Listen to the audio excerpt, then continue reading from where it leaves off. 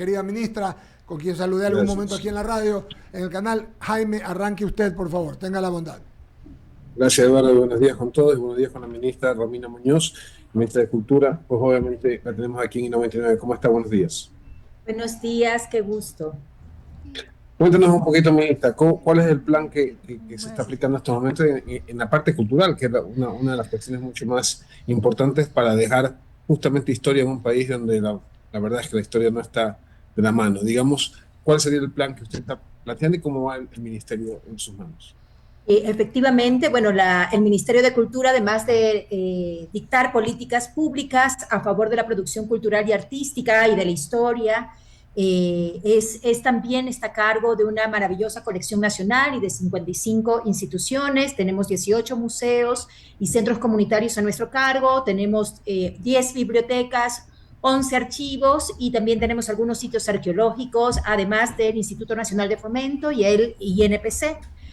Así que nosotros también trabajamos en algo que es clave, es mejorar la calidad de vida de los ecuatorianos y por eso es fundamental el Ministerio de Cultura y Patrimonio. Nosotros este año lanzamos una política nacional de fomento a la lectura, la oralidad y acceso al libro, que contó con la validación del CERLAC, que es el Centro Regional para el Fomento del Libro en América Latina y el Caribe, y que pone justamente como prioridad de la democracia el acceso a la lectura, ¿no? Y el reconocimiento de la lectura y la oralidad como derechos humanos fundamentales. Entonces, nosotros con el acompañamiento de este consejo y también con el acompañamiento de SEMPLADES logramos emitir una política nacional de fomento a la lectura en poco tiempo, que es importante, esta primera del Ministerio de Cultura y Patrimonio en este sentido, y es la segunda del Gobierno Nacional.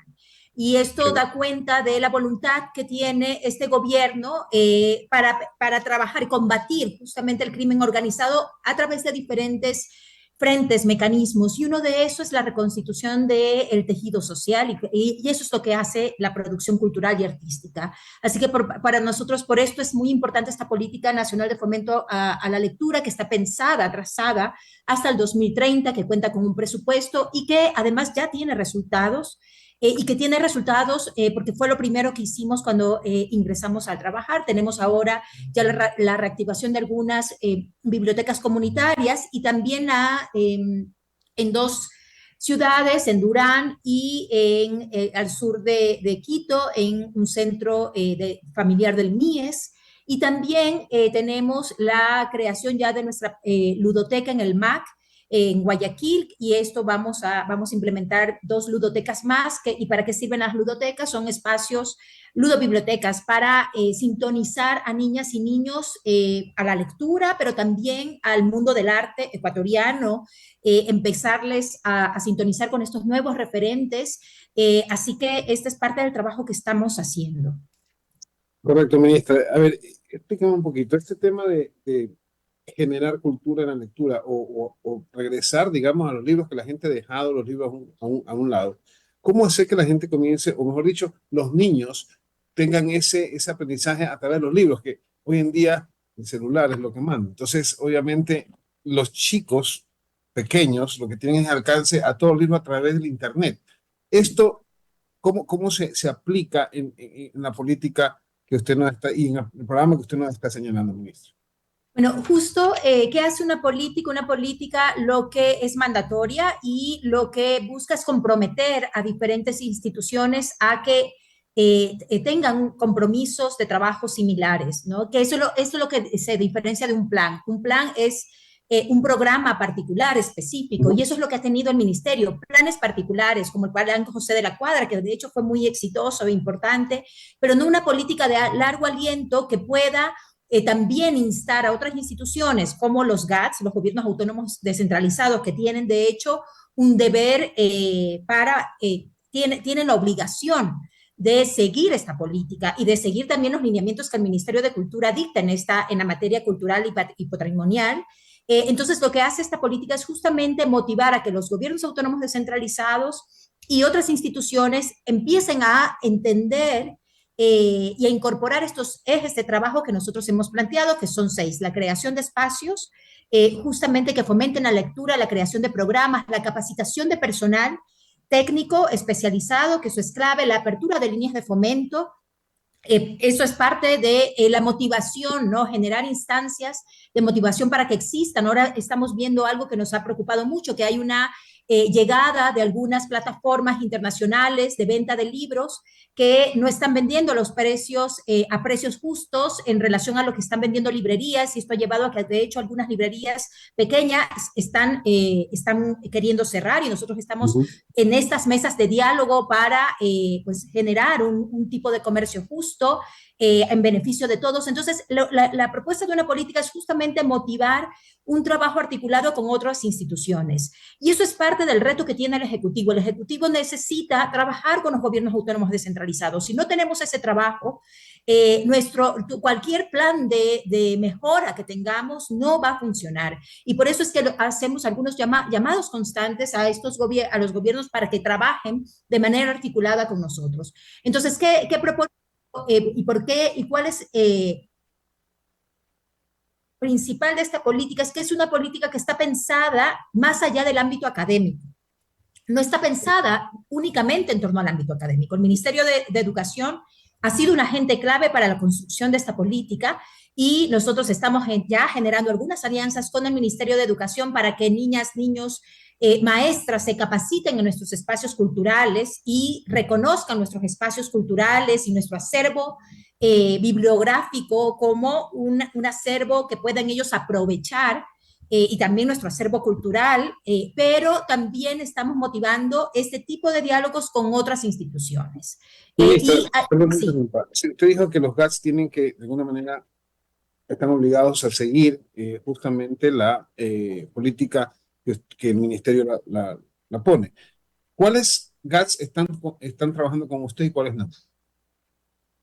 Bueno, hay unos que claramente no han tenido, Riobamba tiene mucha apertura, por ejemplo, en el caso de Manabí hay mucha apertura, de hecho esto no solo con el Ministerio de Cultura y Patrimonio, sino también con otras instancias del Ejecutivo, pero hay unos que claramente se nos hace mucho más complejo trabajar, como Guayas, como Pichincha en ciertos momentos. Entonces, ahí estamos justamente, estamos también ya propiciando algunos diálogos con, algunos gobiernos autónomos descentralizados del Oriente. Estamos trabajando algo que no hemos hecho, y no solo con los GATS, también estamos propiciando el trabajo con los núcleos de las casas de la cultura, que era algo que parecía impensable en las gestiones anteriores. Había un divorcio bastante grande entre la Casa de la Cultura y el Ministerio, y nosotros estamos ya procurando trabajar con los núcleos, que están abiertos a trabajar, que son varios. Hay otros que todavía, como la sede, lamentablemente no coopera en el trabajo colaborativo, tiene otros intereses, otras agendas, pero ya trabajando con los que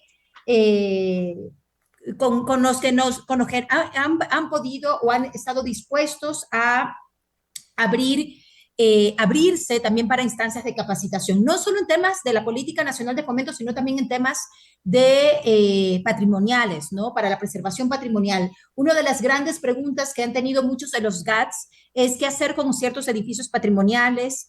Entonces nosotros estamos en ese trabajo de dar instancias de capacitación con el INPC para que puedan invertir los fondos que reciben en estas edificaciones, y también buscar cooperación privada, que esto es algo que tampoco se ha satanizado por mucho tiempo, ¿no? El trabajo articulado con el sector privado, y eso es algo que estamos motivando. Entonces, Correcto, es sí. clarísimo. Déjenme dar paso a mis compañeros que están en cabina, que obviamente hay más gente que quiere preguntar algunas inquietudes que tienen. Adelante, compañeros, los escuchamos. Gracias, Jaime. Ministra, ¿cómo le va? Buenos días, Javier Segarra le saluda. A ver, buenos días, Javier. Me puse morada de repente. No se preocupe. O sea, tengo el corazón morado, Bueno, pero, claro. pero ahora es muy explícito. Sí. Si lo puede arreglar sería bueno, obviamente. Sí, Porque estoy viendo. Ahí está. Ahí está. Si no, la vamos a ver como la Pantera Rosa, ministra. Ministra, Ahí el tema estamos. cultural en el país, y me voy a referir básicamente a las casas, a la Casa de la Cultura, no solamente la Casa de la Cultura de nuestro país, sino en las provincias. ¿Cómo está ese financiamiento para las regiones del Ecuador? Las casas de la cultura son autónomas, tienen ellos, ahora, bueno, esto es una de las ventajas que también la ley les da más autonomía, les da la posibilidad de generar empresas públicas, la reforma a la ley en la que acaba de aprobarse por la Asamblea, son autónomas. Hay muchas quejas de algunos núcleos en relación a la distribución de los. Eso es algo que justamente tienen que ellas resolver en medio de su asamblea particular y eso es algo que nosotros estamos llamando a que algo que también que han estado quejándose los núcleos es la falta, la dependencia, el centralismo que hay en la casa, ¿no? Y la dependencia directa que hace que los procesos de ejecución sean más complejos. Y eso es algo que la reforma de la ley ya está, ya contempla un proceso de desconcentración para que ellos puedan gestionar de mejor manera sus fondos de forma con más autonomía. Y eso es algo que también no solo está en la reforma de la ley para la casa, sino también para las mismas instituciones que dependen del Ministerio de Cultura y Patrimonio, el Archivo Histórico, el Museo Nacional, las orquestas, la Compañía Nacional de Danza, se les está dando una mayor autonomía para la gestión de fondos, porque el problema a veces no son los recursos, sino los procesos de gestión, los procesos de ejecución. Y de hecho, yo me atrevería a decir que los recortes que hemos tenido significativos en el sector cultural tienen que ver con los procesos de ejecución. ¿Y esos procesos dependen de cada una de las casas de la cultura en las regiones o qué? Esos procesos dependían, según como está ahora, y eso es lo que la reforma está tratando de desenmarañar de alguna manera para darles más autonomía a los núcleos, hacen que todo dependa de la sede, del núcleo. Y esto de la presidencia de la casa. Y esto complica los procesos de ejecución, que es algo que también pasaba al interno del ministerio. Todos los procesos, o la gran parte de las reformas o de los procesos, dependían de la planta central del ministerio y eso complicaba mucho los procesos de ejecución de cada institución. Entonces, lo que estamos procurando es que cada institución tenga mayor autonomía para ejecutar sus recursos y esto obviamente hace que la ejecución sea más eficiente.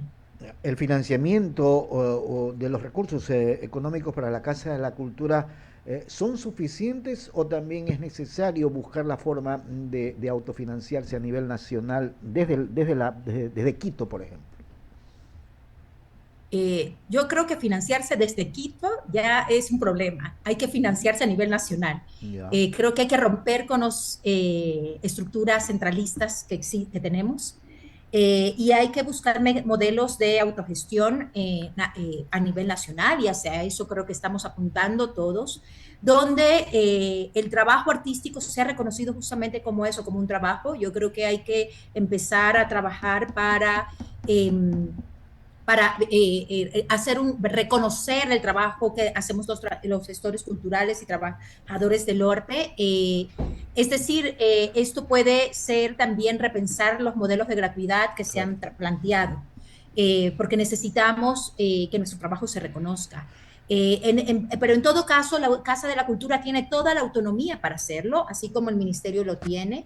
Y nosotros el ministerio está impulsando hacia eso, hacia que se generen modelos de cobro, donde haya un reconocimiento justo al trabajo, ¿no? de nuestros elencos, de nuestros trabajadores del arte. Ahora mismo el Festival de Loja, que está por celebrarse desde el 14 de noviembre, vamos a cobrar algunas funciones, y esto es un pedido del sector. Esto es un pedido del sector y esto hemos llegado a un acuerdo con el municipio, hemos llegado a un acuerdo con la Casa de la Cultura Núcleo de Loja para hacerlo, porque el sector necesita que se cobre, porque es también una manera de educar a la ciudadanía a que lo que hacemos es trabajo, supone un esfuerzo. Así que esto es parte también de esencial para poder movilizar ciertas economías alrededor de nuestro sector. Ministra, gracias de mi parte. Le voy a dar el paso a Eduardo Mendoza. Gracias. Una vez más, ministra, qué gusto de saludarla. Y como le dije, tuvimos el gusto de saludar acá en el canal y en la radio. Estaba en otro programa, otra entrevista. Mis compañeros han preguntado sobre varias cosas y yo voy a hacer un enfoque